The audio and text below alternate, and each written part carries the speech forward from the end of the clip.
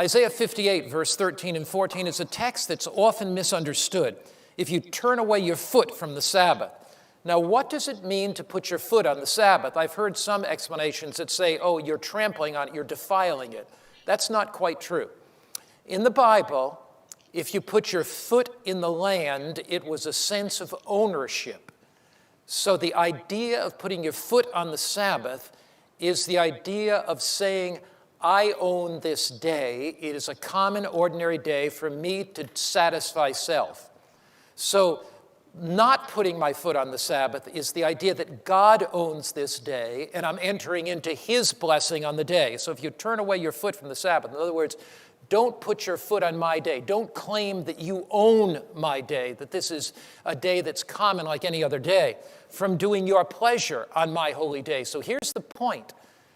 The idea of doing your own pleasure has to, the background of that passage is that you selfishly do what you want on this day. But if you call the Sabbath a delight, so the Sabbath is not a day for my selfish pleasure, but it's a day to find delight in the things of eternity, to find delight in heaven. So every Sabbath is to be a miniature heaven where I enter into worship and praise of God. I enter into deep trust of God, where every Sabbath I rejoice in his love and his grace and his goodness. It says you call the Sabbath a delight, the holy of the Lord honorable. Honor him, not doing your own ways. So the Sabbath is a day in which we focus on him to recharge our spiritual batteries, not finding our own pleasure, not doing our own words. But look, then you shall delight yourself in the Lord, and I'll cause you to ride on the high hills of the earth and fill you with the heritage of Jacob your father. The mouth of the Lord has spoken it.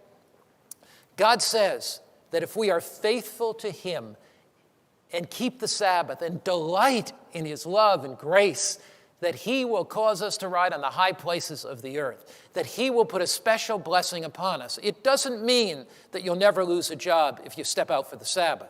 But what it does mean is that God will give you something much better. He'll give you a joy inside, a peace inside. He'll give you a sense of right doing inside, and he will provide for you and supply your every need.